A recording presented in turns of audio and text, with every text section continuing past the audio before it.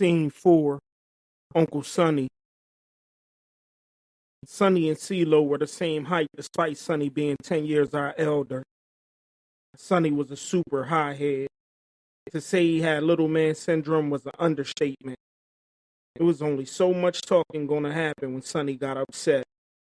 Once that switch flipped, the conversation was over. You either agreed to disagree or you had to deal with whatever came next. I can't lie though.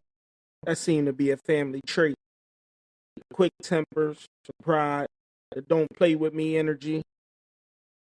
It wasn't just a pride thing. The fam stood on principle. Sonny was dark skinned. He used to be big but lost weight when he went to jail. Not regular weight loss either. He came home looking like he was back in high school again. They sent Sonny downstate to Georgetown when he got locked up. Downstate Delaware felt like another world. We called it slower lower because it felt like they were moving at a different pace down there. They had Sonny in the boot camp program, which wasn't no sit in your cell type of big. I asked him how he lost so much weight when he was gone. He told me, when we would eat down there, nephew, they would see the heavy-set inmate across from a skinny inmate. The skinny inmate would have to eat their tray and head for the heavy-set inmate's tray. Between that and it being boot camp, literally, Unc had to lose every bit of 50 pounds down there. CeeLo asked me to come with him when he went to see Sonny, but he didn't ask Mitch. That's because Mitch was good for saying the wrong thing at the wrong time. Mitch didn't mean no harm. Timing just wasn't his strength. We called Sonny at my grandmom's house. His room smelling like cologne, bud, and the stewed chicken and rice my grandma cooked earlier, still lingering in the air. "What's good, Unc?" CeeLo said, as they exchanged handshakes. "This leasehold shit isn't gonna work for me anymore, Unc. I'm putting in these hours, and it's just enough to help my mom. If I'm gonna be working like this, I need enough to spend for myself, too." I watched Sonny's face carefully. That's something I've always done. Read reactions before reactions fully form. Sonny laughed at CeeLo and asked him, "What you want me to do about it, nephew?" "I know you got some work for me, Unc. Don't even play me like that," CeeLo replied. Unc sat back in his chair and sparked the L. The lighter flicked once, twice, and the room filled slowly with smoke. He inhaled deep like he had nowhere to be, then passed it to CeeLo. "If I help you out, nephew, you have to keep your job at least, Souls." CeeLo looked pissed in the face as he hit the L. Until Unc explained, "There's nothing I can tell your mom that will make me helping you out okay. You already know that if she figures out it's coming from me, she's gonna lose her fucking mind."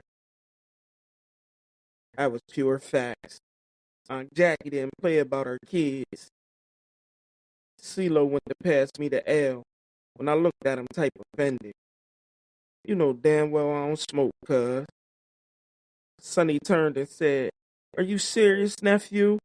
Why not?" He looked genuinely confused, like not smoking was a strange choice. I didn't have a specific reason. I just hadn't, though everyone around me was starting to. I told him he gotta try it, but he keep acting like he's scared of the buzz, CeeLo said. "Man, y'all got that. It's just not my twist," I responded. They laughed it off, but I could feel it. They were looking at me differently. By the end of the visit, CeeLo and Sonny were both looking crazy in the face, and they had come to an agreement about their arrangement. Nothing was written down, no handshake needed, just understanding.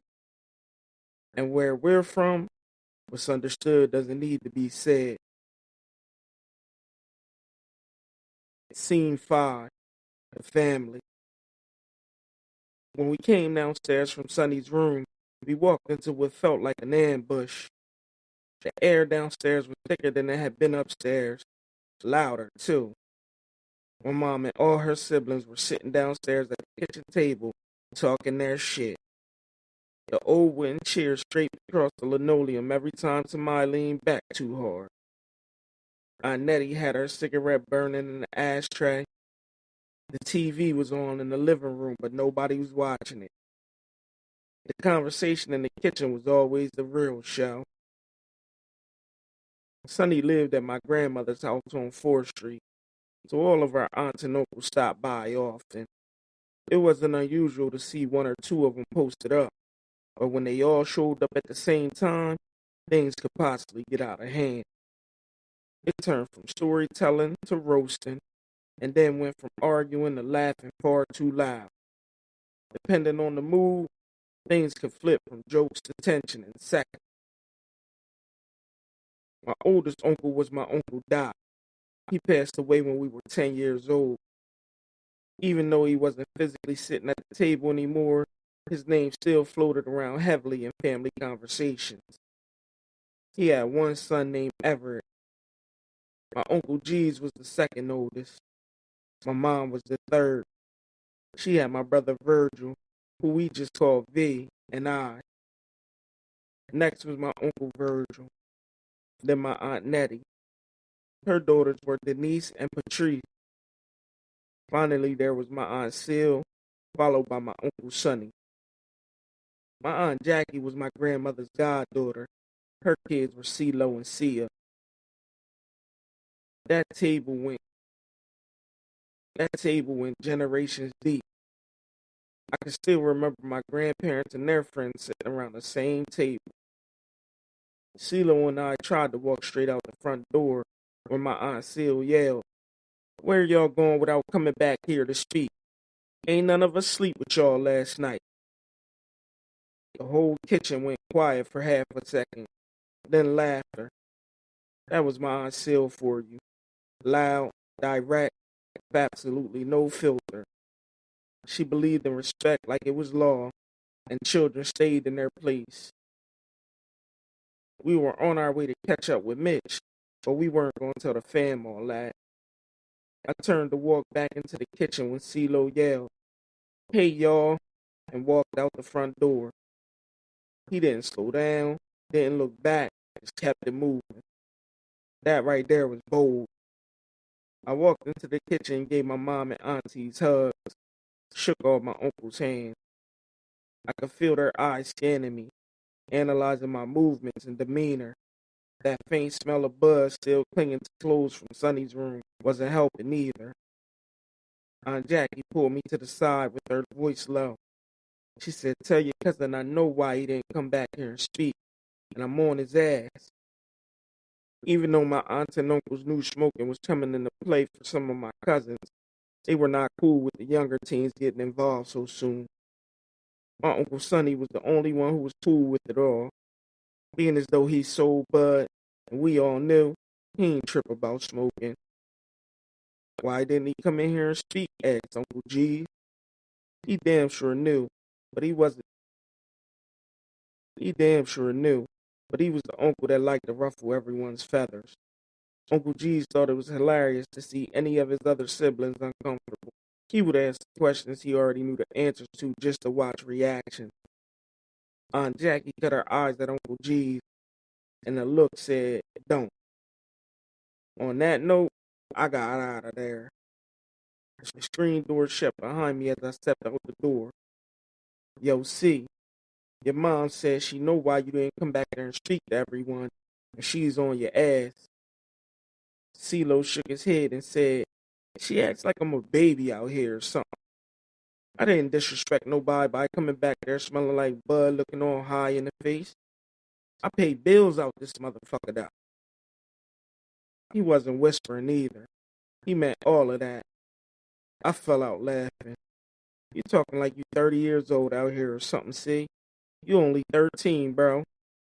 I'll be 14 in a few weeks, while you got a few months to wait." He said that like the age gap meant something major, like those few months made him a grown man. That's how I was at this age. That's how I was at that age. Every year felt like a promotion. Anyway, we started to make our way down Jackson Street, Wilmington breathing the way it always did that hour, halfway between calm and chaos. Even though this felt like just another walk to meet Mitch, something was different, like pieces were moving into place.